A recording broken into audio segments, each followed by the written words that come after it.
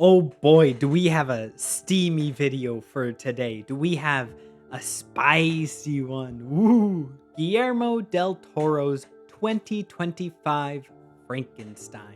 My excuse for procrastinating making the original Frankenstein video I did for about a year. I tried filming this video once before and ultimately I'm just not happy with how it turned out. It's unfortunate that I'm re-recording it because I already edited a lot of the video down, but ultimately I'm just not satisfied with the presentation. And I wish I were able to cut to the chase a little better and to take a stronger stance. So here's what we're gonna do. We're gonna make the strongest stance. Everyone who likes this movie should kill themselves.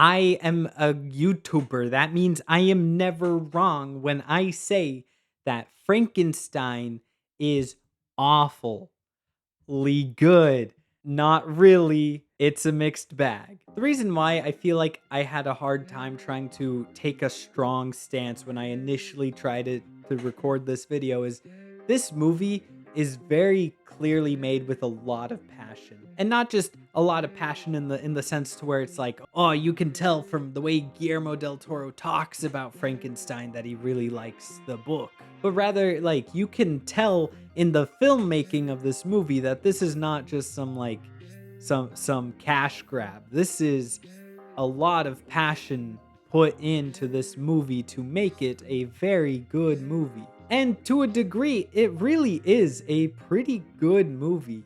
All of the filmmaking techniques are really strong. I love the set design. I love how this world feels unique and the lighting feels so distinct from like every other movie we get nowadays.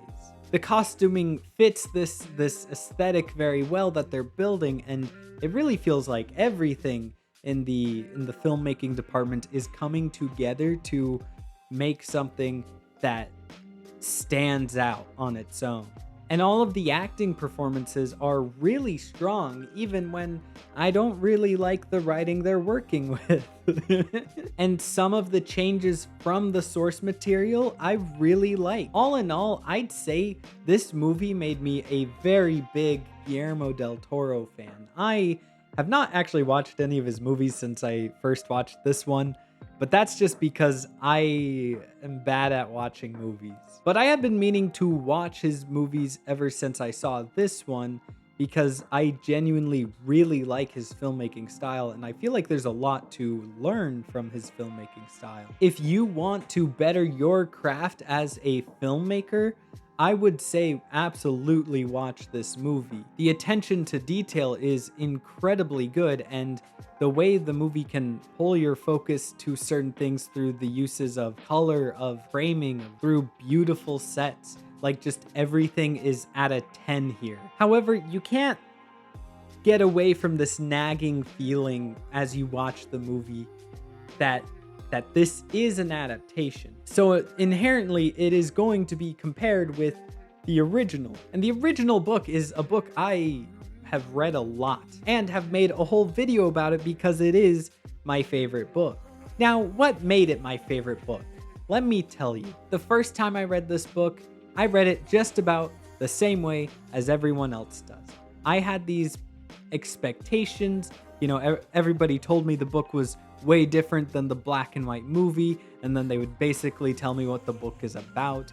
So when I read the book the first time, that's exactly what I saw. I was expecting to see things, so I did. However, over time, as I thought about the book even more and just got more fascinated and I felt like more drawn to read it again, I eventually decided to do that. And for one reason or another, the second time I read the book felt incredibly different. It felt like I read a completely different story. And after that, I just spiraled into getting my own copy of the book and marking things down and just trying to understand what this book is about as well as I can, because it turned out to not be what I thought it was when everyone told me it was so different than the black and white movie. So I wanted to get that out of the way so that as I talk about spoilers, because we're going to enter spoilers now, I want to get into my particular opinions about the book, which are already kind of controversial according to the people I talk to in real life about. Because if there's one struggle this movie has, I think it's the writing. Not that it's necessarily bad writing. In fact, I think for the ends it's going for, it mostly works. But I think its failing comes from an inability to understand why certain themes and ideas that are being adapted from the book worked so well in the book while they didn't really in the movie. I want to start off small and as positive as I can be on this subject by talking about the creature. I love the design of this creature. I love how all of the patchwork of his skin is like in a very surgical way. It looks very symmetrical. I like how he's kind of discolored, and I like how he's so big and they can actually convey that he's big in this movie, which they can't in most adaptations of this book. However, for as big as he is, he's never really terrifying. You'd think that a movie with such impeccable cinematography and lighting and all of these other things would be able to make this creature terrifying and make him imposing. And yet, for one reason or another, they never really do. I want to contrast this with Junji Ito's creature, because that's probably one of my favorite creature designs ever for an adaptation of this novel, where even though he's not like super accurate, like it doesn't make a lot of sense that he's as patchy as he is, they at least get the fact that he is physically terrifying down. If the creature fails to be creepy, then you fail to really understand the creature as a character. How can you understand how lonely he is when you can't really see why people are scared of him? But with Junji Ito's creature, it's very, I wouldn't want to be near it. And then add on top of that just all of the other creepy things about the creature, like it works very effectively. So all in all, I'd say Guillermo Del Toro's creature design is like one of the best. It's like at least the third, maybe second best. Next up, this is purely my bias, purely something I care about a lot, and I don't think anybody else does. I don't like this movie's version of Elizabeth. I think she's kinda more or less useless, or at least I feel like she's a much less impressive character than her book counterpart. I think her purpose in this film actually does contribute to a change that I do think is interesting and, a fair enough change. If we're going into this parental dynamic for the film, I think her being a person who actually shows love and kindness to the creature is a good choice. And it's also a good contrast to the changes they made to Victor's backstory in this film. And since that dichotomy, that idea of parental trauma passing on to Victor, I think that's a good move on the writing portion, since that's what Guillermo Del Toro really wants to focus on here. However, other than showing the creature some kindness and some love and affection, I feel like Elizabeth really doesn't do anything of value in this movie. It felt like they wanted to make her character more nuanced than her book counterpart, where her book counterpart is very sweet and loyal and kind.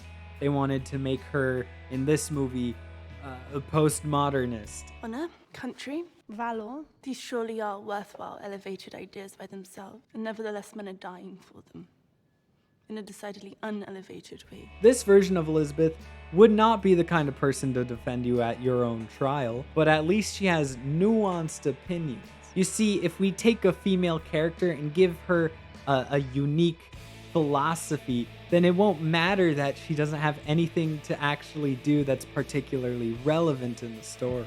Because the ideas a woman has is clearly more impressive and inspiring than the actions she has. I can't wait to implement this into my stories. No feminist can bully me if I give the female character in my story a better idea than role in the story. Ideas are not worthwhile by themselves, I don't believe. This is ultimately a personal preference thing. Ultimately, I just really like Elizabeth in the book. I think not only is she presented as a loyal person, but she actually proves that she's a loyal person and that she actually goes through a lot in the book to prove that. And I feel like in the book, she has a very active role that a lot of people just don't really pay too much attention to. So to see her role in the movie reduced to just being the one person, well, not the one person, just being a person who appreciates the creature, it's tragic to me personally. Okay, I guess I don't want to get too into the weeds of different changes and things, but I want to talk about the argument that people always have. The question of who is the monster? Is it the creature? Or is it Victor Frankenstein? You see, the unique idea is that the creature is actually not a monster despite murdering children, because it's actually Victor who never loved him enough. And because he never loved him enough, that makes Victor the real monster of this story. I don't think this question is a very valid question. I think usually when people ask this question, it's more of a question of, is Victor responsible for the creature's actions? No matter how you look at it, the actions of the creature are very obviously more monstrous and more villainous than anything Victor ever does in the book. I would say the worst thing Victor does in the book is create the creature, and that's absolutely valid, absolutely horrible thing to do. Cutting up bodies and potentially animals and just stitching everything together without care. Like it's not like he was even using proper cadavers. He was going to graveyards and morgues and just stealing bodies.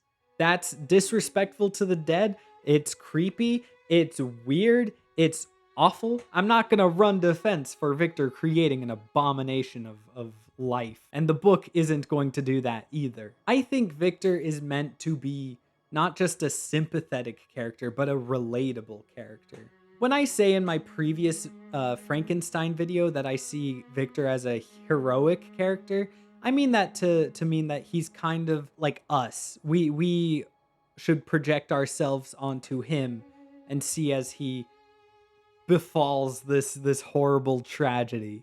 It is a horror story, and often in horror stories, we're not following the most like epic Chad like Greek heroes. We're following everyday people who are ill equipped to handle the horrific situation they're in. And I think Victor is absolutely applicable to this type of hero. I struggle to see anybody else actually act differently from Victor. Like I feel like that just doesn't really make a lot of sense. And I often feel like people have a very bad faith way of looking at Victor as a character in the book. They say he's a bad parent who abandons their child because they thought the child was gross, which is not true. Victor ran out screaming because a terrifying 8-foot tall zombie was watching him sleep. Say he's right or wrong for that. I would do that.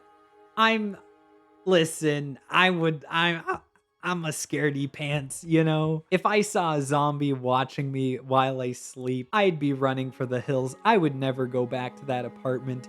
I think it's crazy that Victor does go back to the apartment the next morning. And guess what? The creature was gone. Technically, technically, the creature abandoned Victor. But we're not gonna be on this like, oh, the creature abandoned Victor, so therefore the creature is more monstrous. And I don't think we should. Ultimately, I don't wanna change the way we look at this book in the sense of I want everyone to just think that Victor is a good person. Whenever I talk about me seeing Victor as the hero and as a pretty justifiable, sympathetic character, I want people to look at that and just have conversations sparked. Because I feel like we're in this like echo chamber of whenever the book comes up, we just talk about the same things that, in my opinion, aren't incredibly valid. Victor is a character who struggles to keep up with his own creation. He made something that was so horrifyingly great that he could not recover from that, no matter how you choose to look at his life. However, in the movie, that this nuance, any question of like who is the real monster does not exist. And ultimately, the worst thing you can say about Victor is that he's a bad parent. It's very different from child murder, from having a woman die for that child murder, for the death of other innocent people. Has anybody else noticed that the creature only kills people who are innocent? He never ever kills anyone who actually hurts him in the book. Even Victor, who many would argue hurts him the most. Even Victor, he does not get killed by the monster. Victor dies to some severe natural causes. However, in the movie, there is no question. There is no thought about like, oh, maybe Victor's the monster because as the parent, he should take responsibility for the creature's actions. No, Victor is very clearly an abusive parent. Oddly enough, he is a lot kinder to the creature in prospect to the creature watching him sleep. And, he takes to the creature much nicer than he does in the book. He ends up being an abusive parent. He ends up killing Elizabeth. He ends up trying to kill the creature multiple times, not for any particular wrongdoing of the creature. And let's not forget this great line from William Frankenstein, who was a child in the book and is now Elizabeth's fiance in the movie. He play the clip. You are the monster. Thank you, movie. I really needed that spelled out to me. I couldn't figure that out myself. And that's some of Victor's actions throughout the movie, but that's not even looking at the creature's actions. The creature really doesn't do anything wrong in this movie. The worst you can say that he does is self-defense, and even then it's like half the people who attack him, he kills. The other half, he just kind of runs away from. He's kind of fickle about who he decides to murder in this movie. I guess that's correctly adapted. And a lot of where the sympathy for the creature comes from in the book comes from how awful the world treats him. Because truly, like, being such a horrifying creature is inevitably going to make people be scared of you, and that's the tragedy of his life. So it's hard not to feel bad for him when he keeps trying to just live a normal life or just find his way in this world when no one will allow him to have that. Even he finds himself horrifying and disgusting to look at. Like, me too, bro, but at least I'm not getting shot at by people. Even the people the creature cares about the most in the book end up being terrified of him. Even the ones who cannot actually see him seem to be terrified. That's the subtext I get out of the old man scene, and I think most people get that as well. And so it's very understandable to see why he became so terrible in the first place. But in the movie, not only is he not a bad person, but you wouldn't even be able to understand why he would choose to be a bad person. Victor shows him love and compassion at the start. Elizabeth shows him love and compassion at the start. William doesn't show any ill will, and I don't think he has any issues with the creature at the start. The blind man takes the creature under his wing in this movie. The only people who shoot at the creature are people who don't really see the creature, like except for a far away, or his hood is down, or it's the scene where the wolves attacked and they assumed it was the creature. But other than that, literally no one is just scared by the sight of the creature. And so it's hard to say that the creature was set up at the start to have a miserable life. It's hard to feel the tragedy of the story when the creature really doesn't face any prejudicial issues. And it's hard to feel the tragedy and horror of Victor's life when he's such a terrible person. So we get to the end of the movie where Victor decides to take responsibility and to apologize to the creature for being such a bad parent and stuff. And while I think it's really good because the filmmaking's on point, the acting's incredible, and ultimately this is one of the stronger points of the film is the parental dynamic they have going on here. Ultimately, it just fails to hit because they tried to give attention to this question of who the real monster is, but completely misunderstood why that's such an interesting question to talk about. Compare that with what is actually the greatest adaptation of Frankenstein, the musical. In the musical, we get a similar ending where Victor chases the creature and tries to beg forgiveness of the creature for not being a better creator. But that hits better because the creature actually did do all the awful things he did in the book, arguably more. And Victor is not just a horrible, horrible person, but he is a bit more of a terrible person in the musical. But the fact that they nailed this theme quite well throughout the musical lent them really well to Victor actively choosing to take responsibility.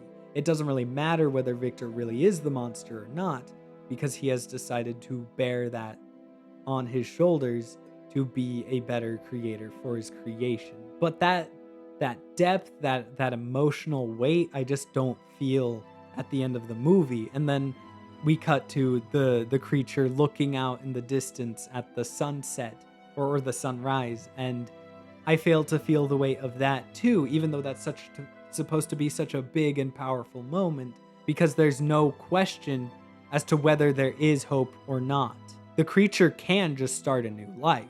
No one has mistreated him or showed prejudice towards him, certainly not to the hopeless degree that you feel in the book. So by the end of this film, despite the great filmmaking, I just had this lackluster feeling as I finished it, because it just does not hit as effectively as the book does. The thing about this movie being a great movie but bad adaptation of the book is that's kind of a lot of Frankenstein adaptations. That is the black and white movie, great movie, bad adaptation. At least you get the 90s film, which, while being a fairly strange and arguably bad adaptation, at least it brings some new ideas in that are well executed, albeit in maybe some arguably unfitting presentation. The Hallmark one is good, but it's a Hallmark one. So now we have this movie on the same level of the black and white one or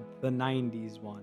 And at the end of the day, still standing tall as the best Frankenstein adaptations, we have the manga by Junji Ito, and we have the musical. So if you want something that's more accurate to the book, check those out. And please subscribe so that my pain and suffering have value. If you want to watch my last Frankenstein video, here it is.